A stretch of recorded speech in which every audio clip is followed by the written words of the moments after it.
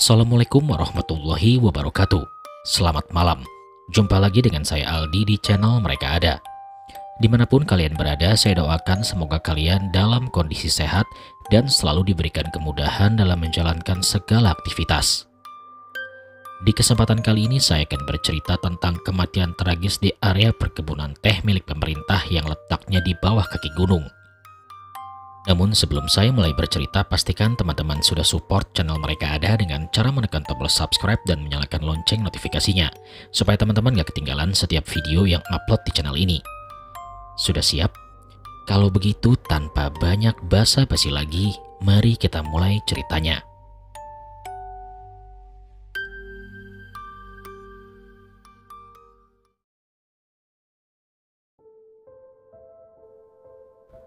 Entah dari mana kami memulainya, yang jelas cerita ini terjadi sekitar tahun 2000-an di salah satu daerah yang ada di Jawa Timur. Tepatnya di area perkebunan teh milik pemerintah yang letaknya tepat di bawah kaki gunung. Karena letaknya di bawah kaki gunung membuat perkebunan teh ini bisa dikatakan cukup jauh dari pemukiman penduduk. Dipisahkan oleh hutan dan pepohonan jati membuat perkebunan teh tersebut memang sangat sepi jika waktu malam hari. Jarang sekali terlihat adanya orang yang warawiri kecuali para penjaga yang memang berkunjung ke kampung bawah untuk belanja sehari-hari. Dulunya perkebunan teh ini cukup terkenal hingga ke berbagai daerah sekitar. Namun karena adanya tragedi mengerikan, perlahan perkebunan teh tersebut mulai bangkrut dan tidak memproduksi kembali. Di dalam area perkebunan ada beberapa bangunan, mulai dari gudang penyimpanan, pabrik kecil, toilet umum, dan beberapa bangunan lain yang terlihat sudah lama tidak berpenghuni. Namun di antara semua bangunan itu ada dua rumah yang terlihat berdiri. Bukan rumah warga, melainkan rumah dinas yang sengaja dibangun untuk menjaga area dan sisa-sisa aset perkebunan. Meski perkebunan sudah sepi karena tidak adanya pemetik teh lagi, namun oleh pengelola tetap diberi penjaga agar perkebunan teh tetap bersih dan terkesan tidak terbengkalai. Penjaga perkebunan tersebut adalah keluarga Santoso. Bersama istrinya Wiyati, Santoso sudah lama mengabdikan dirinya di perkebunan teh tersebut. Menempati salah satu rumah dinas yang ada di area perkebunan sudah dia jalani sejak belum menikah, dan bahkan bisa dikatakan Santoso adalah penjaga perkebunan yang sudah sangat senior. Sehari-hari dia ditugaskan untuk menjaga perkebunan, merawatnya dan melaksanakan tugas harian lainnya. Dan semua itu Santoso jalani bersama Wiyati yang notabene adalah istrinya. Seiring berjalannya waktu, Wiyati yang sebelumnya baik-baik saja waktu itu tiba-tiba jatuh sakit tidak terduga. Bukan sakit biasa. Sakit Wiyati ini terlihat aneh dengan bengkak di seluruh tubuhnya dan bahkan di beberapa bagian seperti kaki, perut, dan juga jari-jari tangan yang terlihat perlahan mulai membusuk. Setelah diperiksakan ke dokter, ternyata Wiyati terkena penyakit kencing manis yang akhirnya membuat Wiyati tak bisa lagi melakukan aktivitas seperti biasanya. Setiap harinya Wiyati hanya berada di atas ranjang dan setiap pagi dia berjemur di atas kursi roda dan hanya warawiri di sekitar rumah dinasnya saja. Berbeda dengan Santoso. Santoso saat itu harus tetap melakukan pekerjaannya menjaga kebun seluas itu dan bisa dikatakan sejak Wiyati jatuh sakit, kinerja Santoso menjadi lebih berat dan terlihat kewalahan. Banyak pekerjaan menjadi tidak dijalankan dengan baik karena waktu rupanya telah habis digunakan Santoso untuk merawat Wiyati. Seiring berjalannya waktu, akhirnya masuklah Galuh dan istrinya ke dalam perkebunan teh tersebut untuk ikut membantu menjaga perkebunan. Masuknya Galuh tentu saja atas perintah dari pengelola pusat karena atas hasil evaluasi kinerja Santoso saat itu benar-benar menurun. Karena masih ada satu rumah dinas yang belum ditempati, akhirnya rumah dinas kosong tersebut ditempati oleh Galuh dan Retno yang saat itu resmi menjadi penjaga perkebunan teh tersebut bersama Santoso. Selama menjalankan tugasnya, Galuh dan Retno sangat menghormati Santoso. Selain karena Santoso dianggap sebagai seniornya, meski pendiam dan terkesan misterius, Santoso ini dikenal sebagai orang yang cukup baik. Namun anehnya setelah berkenalan, Santoso sama sekali tidak mengenalkan istrinya kepada Galuh dan Retno. Entah apa maksud Santoso, yang jelas itulah yang ia lakukan. Tapi menurut dugaan, Santoso sepertinya malu dengan keadaan istrinya. Ditambah waktu itu Wiyati memang mengeluarkan bau yang sangat tidak sedap. Singkat cerita, akhirnya Galuh dan Retno memulai pekerjaannya atas arahan dari Santoso. Setiap pagi, Galuh, Retno, dan Santoso mulai membersihkan area perkebunan tersebut sembari merawatnya. Dan di momen itulah untuk pertama kalinya Galuh dan Retno akhirnya melihat Wiyati yang setiap pagi berjemur di depan rumah dinas yang ditempati oleh Santoso tersebut. Badan yang kurus mengering dengan tatapan mata yang kosong ditambah rambut yang mulai rontok waktu itu terlihat jelas di mata Galuh dan Retno yang hampir setiap pagi melihat Wiyati berjemur. Bahkan tidak jarang pula Galuh memperhatikan Santoso sedang menyuapi Wiyati dengan penuh kasih sayang dan menandakan jika rasa cinta Santoso kepada istrinya memang tidak diragukan lagi.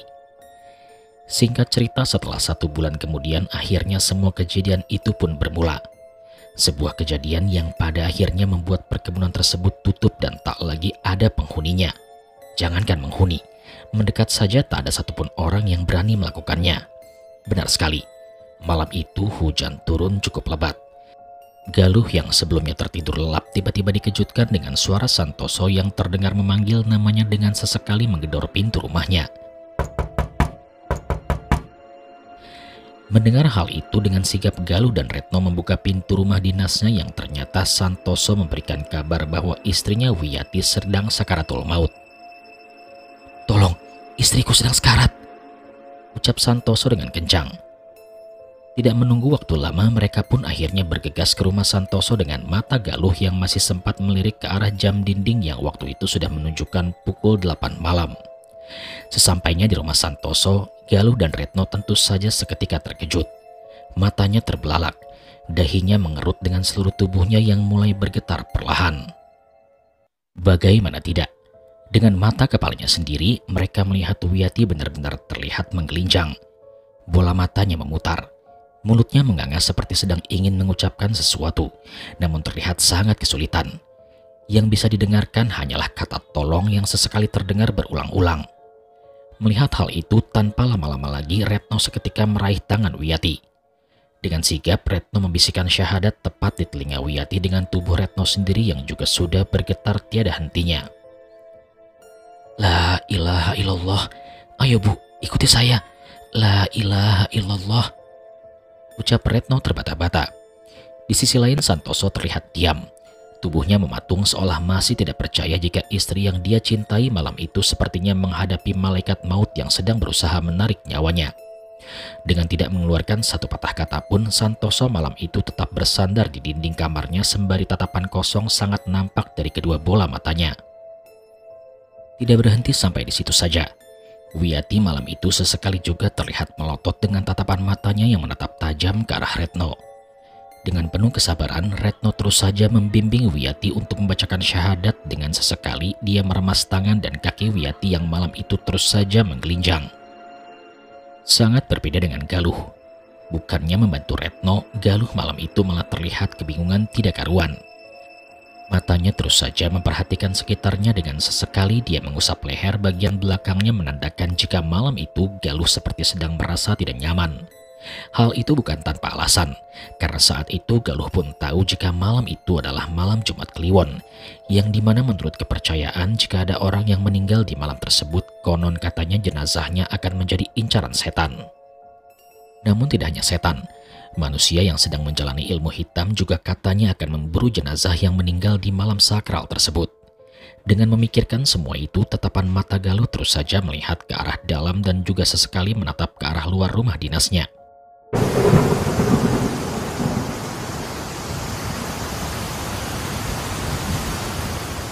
Malam itu keadaan luar rumah dinas benar-benar hujan lebat tidak karuan. Suara langit yang bergemuruh dan angin yang menerjang semakin membuat malam itu menjadi malam yang mendebarkan.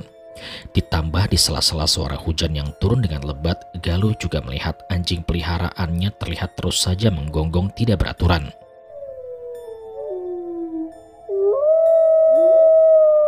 Karena penasaran, Galuh beberapa kali terlihat keluar dan mengarahkan senter ke arah sekitar. Namun di situ Galuh tidak melihat apapun selain kegelapan. Yang ada hanya suara hujan disertai gonggongan anjing ditambah dengan suara jeritan Wiyati yang terus saja terdengar tiada hentinya.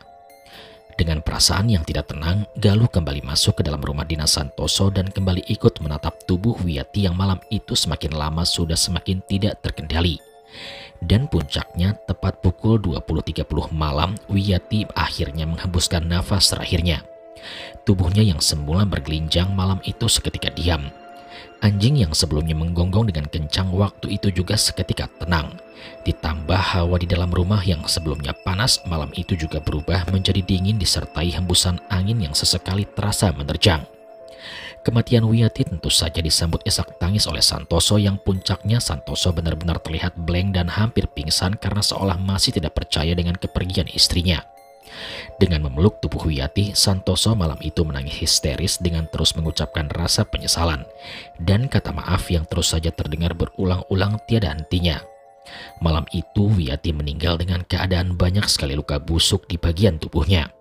Karena tak ada orang lain selain Retno, mau tidak mau Retno menjadi orang pertama yang harus merawat tubuh Wiyati.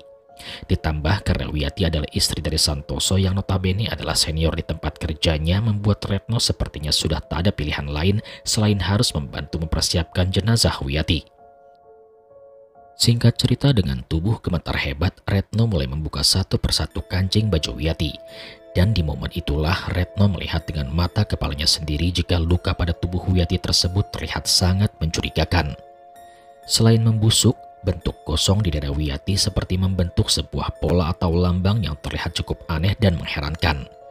Dengan tidak memperdulikan semua itu, ditambah aroma yang keluar dari tubuh Wiyati juga sangat tidak sedap, akhirnya Retno pun mempercepat tangannya agar kegiatan tersebut bisa segera dia selesaikan. Setelah baju berhasil dibuka, Retno meminta bantuan Santoso untuk menyiapkan air, sabun, dan segala persiapan untuk memandikan jenazah tersebut. Dengan menatap mata Wiyati, Retno terlihat bingung karena sudah beberapa kali dia mencoba memejamkan mata Wiyati. Namun mata Wiyati tetap saja kembali terbuka. Tidak hanya itu, mulutnya yang terus saja terlihat menganga membuat saat itu sepertinya adalah saat-saat yang tidak akan pernah Retno lupakan selama hidupnya. Berbeda dengan Galuh. Setelah Wiyati dinyatakan meninggal, dengan cepat Galuh mulai bergegas menyalakan motor tuanya.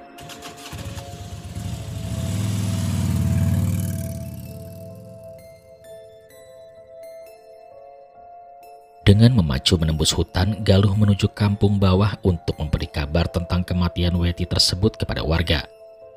Ditemani hujan yang sangat lebat, Galuh sesekali terseok-seok karena bentuk jalanan hutan yang terkenal licin dan sudah rusak tidak karuan. Sesampainya Galuh di kampung terdekat, Galuh seketika menggedor pintu rumah Pak Mudin yang dia pun tahu Pak Mudin adalah orang yang biasanya bertanggung jawab jika ada orang yang sedang meninggal dunia. Setelah memberi kabar kepada Pak Mudin, Galuh pun memberi kabar kepada warga yang lain. Namun sayangnya warga terlihat enggan pergi ke rumah Santoso. Karena selain tidak terlalu suka dengan Santoso, jarak antar kampung terdekat ke perkebunan teh tersebut memanglah cukup jauh dan harus melewati hutan. Mengetahui hal itu, Galuh nampak kebingungan. Dia kembali ke rumah Pak Mudin dengan perasaan yang sudah tidak bisa lagi jika harus dia ceritakan. "Waduh, bagaimana ini Pak? Warga nggak ada yang mau bantu," ucap Galuh saat itu. "Karena ini sudah malam, pemakamannya dilakukan besok pagi saja. Malam ini jenazahnya kita urus dulu, agar besok pagi tinggal proses pemakaman," ucap Pak Mudin dengan memberikan kain kafan, tisu, kapas, parfum serimpi, dan kain jarik serta peralatan jenazah lainnya. "Loh, jadi ini beneran satupun warga nggak ada yang mau ikut ke perkebunan Pak?" tanya Galuh kembali meyakinkan. "Sudah, jangan pikir warga. Ayo kita segera balik ke perkebunan saja. Kasihan nanti jenazahnya kalau tidak segera diurus," ucap Pak Mudin. Lalu dengan cepat Galuh kembali ke rumah dinas perkebunan teh dengan membonceng Pak Mudin. Sesampainya di rumah dinas, dengan cepat Pak Mudin terlihat langsung mengarahkan Retno untuk memandikan jenazah Wiyati sendirian. Hal itu sengaja dilakukan karena Pak Mudin tahu yang ada di dalam rumah tersebut semuanya adalah laki-laki. Sedangkan Wiyati adalah perempuan. Jadi yang boleh memandikan hanyalah perempuan, yang dimana saat itu hanya Retno seorang diri. Dan lagi-lagi karena sudah tidak ada pilihan lain, malam itu Retno kembali menuruti semua omongan Pak Mudin. "Baik Pak, tapi saya belum pernah sama sekali memandikan jenazah," tanya Retno dengan singkat. "Sudah, tenang saja. Nanti saya yang pandu dari pintu luar," ucap Pak Mudin dengan raut wajah yang terlihat tenang. Singkat cerita, setelah jenazah sudah ditata di area belakang rumah, dengan hati-hati Retno pun mulai memandikan jenazah Wiyati. Selama memandikan jenazah Wiyati, tubuh Retno terus saja gemetar. Dia ketakutan karena saat itu adalah pertama kali dalam hidupnya dia memandikan orang mati. Guyuran demi guyuran waktu itu benar-benar dilakukan dengan penuh hati-hati dan dengan perasaan yang sepertinya sudah tidak bisa lagi jika harus diceritakan. Untungnya dari balik pintu ada suara Pak Mudin yang terdengar terus memandunya. Tata cara memandikan jenazah terus diarahkan oleh Pak Mudin yang pada akhirnya Retno terlihat tenang meski dalam hatinya dia masih keheranan karena mata dan mulut Wiyati saat itu masih terus saja terbuka. Tidak berhenti sampai di situ saja. Di dalam perut Wiyati, Retno sempat melihat ada sesuatu yang bergerak-gerak seperti seekor hewan melata. Hewan tersebut terlihat bergerak memutar-mutar di dalam perut yang jika dilihat dengan lebih teliti, hewan itu ada di dalam perut Wiyati, berjumlah lebih dari satu. Dan belum selesai Retno melihat hewan melata di dalam perut jenazah Wiyati, pandangan Retno teralihkan dengan adanya hewan lain seperti kalajengking yang terlihat ada di dalam mulut Wiyati. Dengan sigap Retno berusaha menangkapnya, namun sayangnya kalajengking tersebut kembali masuk ke dalam tenggorokan Wiyati. Dan dengan tidak menceritakan apa yang dia lihat kepada Pak Mudin, waktu itu Retno terus saja melanjutkan aktivitasnya agar semuanya bisa segera selesai. Singkat cerita, setelah jenazah Wiyati sudah bersih, jenazah Wiyati mulai diangkat kembali masuk dan diletakkan di atas ranjang kayu yang sudah disiapkan oleh Pak Mudin dan juga Galuh. Setelah siap, jenazah Wiyati akhirnya dikafani dengan hidung yang juga sudah ditutupi dengan kapas.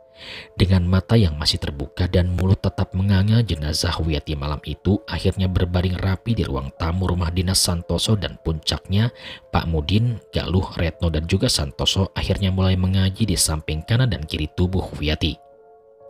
Ketika ayat suci mulai dilantunkan, suara anjing di luar kembali terdengar menggonggong tidak berhenti. Bahkan sudah beberapa kali Galuh mengusir anjing tersebut, namun lagi-lagi anjing tersebut kembali mendekati rumah dinas Santoso dan akhirnya menggonggong berkali-kali. Belum selesai mereka memikirkan suara anjing menggonggong, tiba-tiba kain kafan Wiyati yang sebelumnya putih bersih malam itu tiba-tiba memerah seperti terkena bercak darah. Bahkan 15 menit setelahnya, hampir separuh kain kafan tersebut sudah berubah warna merah yang setelah dilihat lagi, ternyata memang ada darah yang mengalir dari bagian dada dan tangan Wiyati yang sudah membusuk tersebut. Di situ karena Pak Mudin tidak membawa kain kafan lagi, akhirnya Pak Mudin mengajak Galuh untuk kembali ke kampung bawah mengambil kain kafan yang baru. Tanpa membantah ucapan Pak Mudin, bersama Pak Mudin akhirnya kembali ke kampung bawah dengan meninggalkan Santoso dan Retno. Disitulah ketika Pak Mudin dan Galuh sudah pergi, dengan sigap Santoso tiba-tiba membuka semua kain kafan Wiyati. Satu persatu kain kafan dibuka oleh Santoso dengan tidak sekalipun dia berbicara. Melihat hal itu tentu saja Retno seketika terkejut. "Loh, apa yang Bapak lakukan? Kenapa Bapak lepas semua kain kafan Bu Wiyati?" ucap Retno. Tanpa menjawab ucapan Retno, Santoso terus saja membuka seluruh kain kafan Wiyati yang akhirnya setelah kain kafan sudah terbuka seluruhnya, Santoso tiba-tiba memasukkan tangannya ke dalam kemaluan Wiyati. Tidak hanya diam, saat itu mulut Santoso juga terlihat sambil membaca doa yang jika didengarkan dengan lebih teliti, doa yang Santoso baca adalah sebuah doa Jawa kuno yang gaya bahasanya sama sekali tidak Retno mengerti. Anehnya beberapa lama kemudian Santoso nampak berhasil mendapatkan 3 ekor kelabang yang sudah terlihat masih dalam keadaan hidup dari dalam tubuh Wiyati. Mengetahui akan hal itu, Retno rasanya sudah sampai pada batas rasa takutnya. Tubuhnya gemetar hebat dengan nafas yang seolah sudah tidak bisa lagi dia hembuskan. Dengan tidak bisa berkata apa-apa, Retno malam itu hanya bisa diam tanpa bisa pergi kemana-mana. Setelah kelabang berhasil didapatkan, Santoso akhirnya mengajak Retno untuk bersama-sama memandikan Wiyati dan menyumpal darah di bagian tubuh yang membusuk agar darahnya tidak kembali keluar bercucuran. Di sisi lain, setelah kain kafan yang baru sudah ada di tangan Galuh, Pak Mudin tiba-tiba berkata jika dirinya tidak ikut kembali ke rumah Santoso. Selain karena kelelahan, Pak Mudin berdalih jika semua proses persiapan jenazah Wiyati dianggap sudah siap dan tinggal dimakamkan. Oleh karena itu, menurut Pak Mudin, kehadiran Pak Mudin sudah tidak lagi diperlukan. "Kamu kembali sendiri ya. Aku kelelahan karena seharian tadi habis mengurus beberapa orang yang meninggal di kampung ini. Nanti Retno suruh ganti kain kafan yang berlumuran darah dengan kafan yang baru ini. Dan tolong dia suruh memandikan ulang jenazah Wiyati.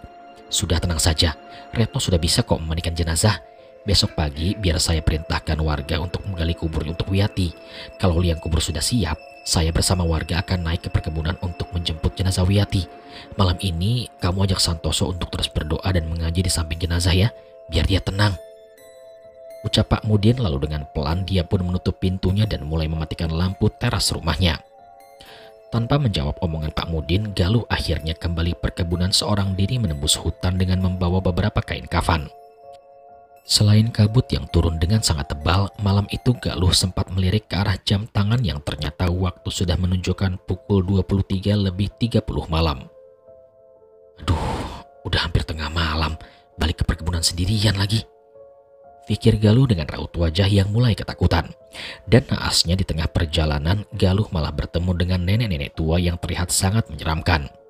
Dengan tubuh kering kurus, sosok nenek-nenek tersebut terlihat memanggil Galuh dengan bahasa Jawa yang halus yang jika diartikan nenek tersebut ingin meminta kain kafan yang dibawa oleh Galuh.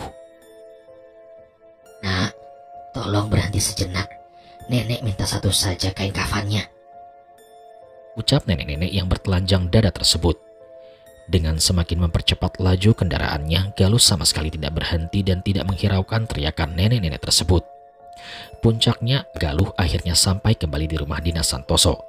Dan beberapa saat kemudian, kain kafan yang baru akhirnya dibalut di tubuh Wiyati dan kini jenazah Wiyati mulai kembali terlihat rapi. Jenazahnya kembali berbaring di ruang tamu di atas ranjang kayu dengan sesekali aroma parfum serimpi khas mayat bercampur dengan aroma busuk malam itu tercium benar-benar sangat menusuk.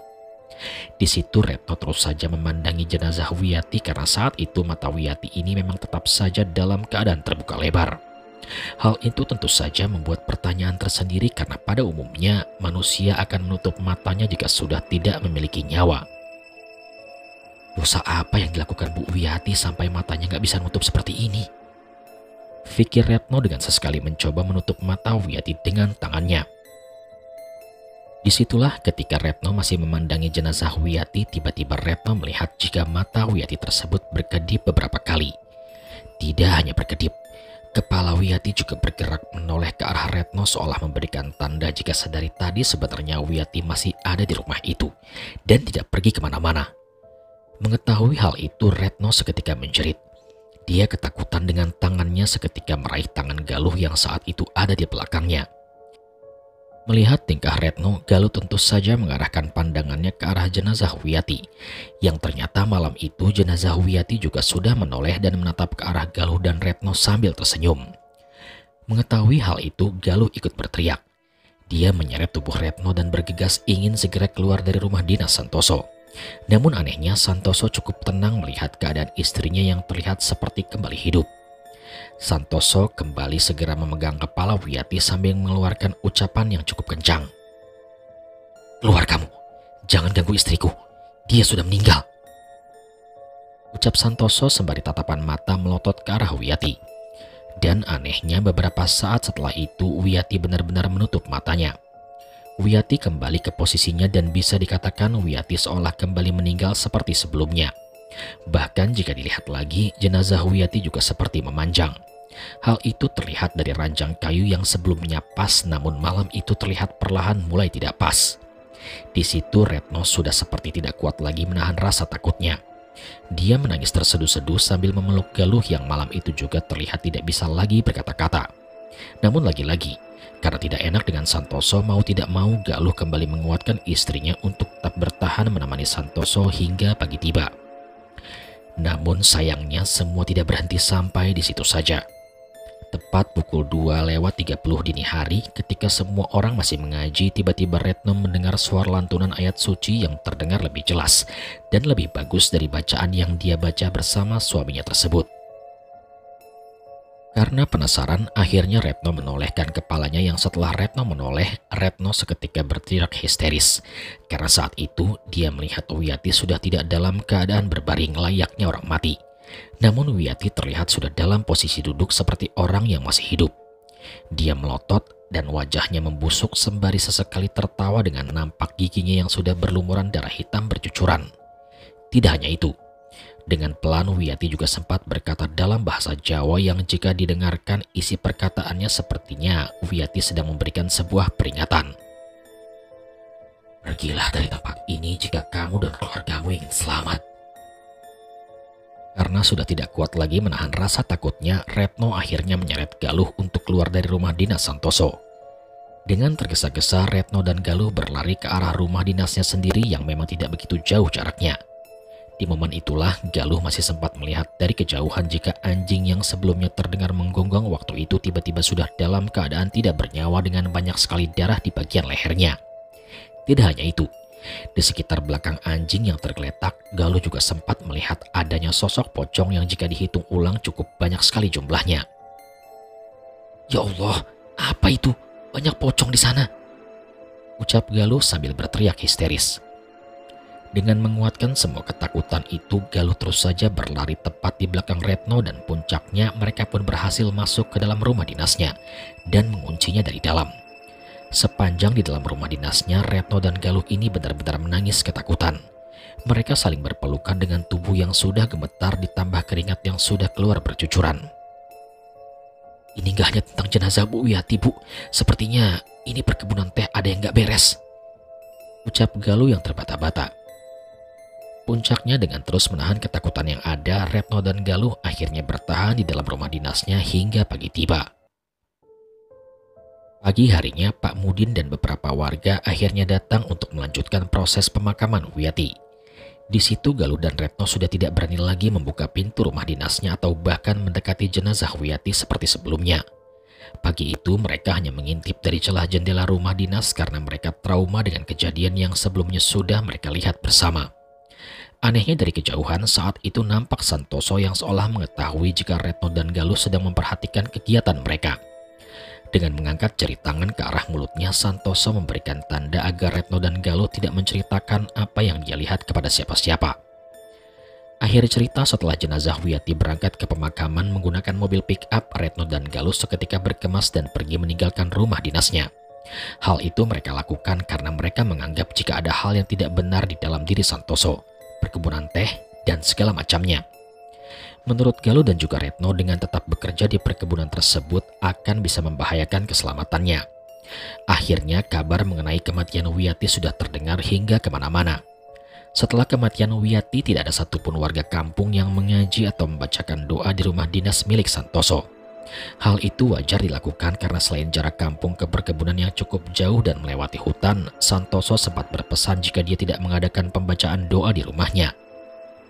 Entah apa maksudnya, namun menurut warga, Santoso memang aneh. Agamanya terkesan menyimpang dan bahkan ada yang bilang jika Santoso masih memegang erat agama Kapitayan. Bahkan juga ada rumor yang mengatakan jika dulu dalang tragedi mengerikan yang terjadi di perkebunan teh tersebut juga ulah Santoso. Meski belum bisa dibuktikan, namun semua warga curiga karena satu-satunya orang yang berhasil selamat dari kejadian mengerikan yang dulu terjadi hanyalah Santoso seorang diri. Karena kurangnya bukti, akhirnya warga tidak mau mengambil resiko dan sejak dulu memilih untuk menjauhi Santoso karena selain aneh, Santoso dikenal sebagai orang yang sangat pendiam. Sejak kematian Wiyati, hidup Santoso terkesan semakin aneh dan tidak karuan.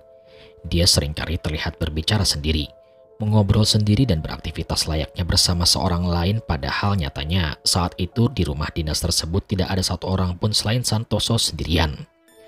Keanehan tersebut tentu saja terdengar oleh para pengelola perkebunan pusat yang anehnya belum sampai Santoso dikeluarkan atau dipecat, tepat 40 hari kemudian Santoso tiba-tiba dinyatakan hilang. Sejak saat itu perkebunan teh tersebut perlahan semakin sepi dan tak ada satu orang pun yang berani datang mendekati. Sudah beberapa kali pihak PT PN membuka lowongan kerja sebagai penjaga perkebunan, namun hasilnya tidak pernah ada orang yang datang untuk melamar.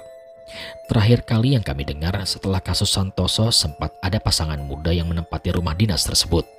Namun sayangnya mereka hanya kuat 7 hari karena menurut mereka setiap malam tidur mereka ditemani oleh sosok pocong yang memiliki wajah yang hancur dan berbau sangat busuk.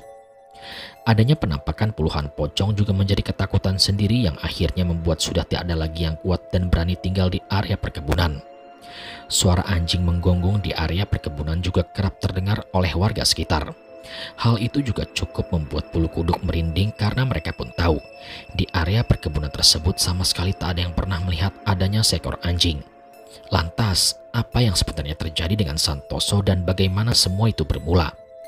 Adanya tragedi mengerikan di area perkebunan nampaknya menjadi kunci kenapa rentetan kejadian tersebut terus saja terjadi hingga dialami oleh Wiyati. siapa Santoso dan apa yang dilakukan hingga Wiyati menjadi seperti itu. Nanti di season 2 kami akan membagikan cerita ini dari sudut pandang Santoso, latar belakang Santoso, keadaan perkebunan, dan selanjutnya kami akan kupas dengan tuntas di mana perkebunan ini berada dan siapa Santoso dan apa yang terjadi sebenarnya.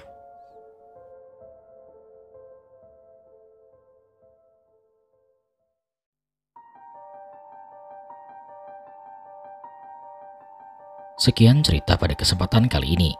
Nantinya kami akan bawakan season 2 setelah mendapatkan izin dari Lakon Story selaku penulis cerita. Pastikan teman-teman support channel mereka ada dengan cara menekan tombol subscribe dan menyalakan lonceng notifikasinya supaya nggak ketinggalan season 2 yang upload di channel ini. Kalau begitu sampai di sini dulu perjumpaan kita kali ini. Sampai bertemu pada episode selanjutnya. Saya Aldi pamit undur diri dari hadapan kalian. Wassalamualaikum warahmatullahi wabarakatuh.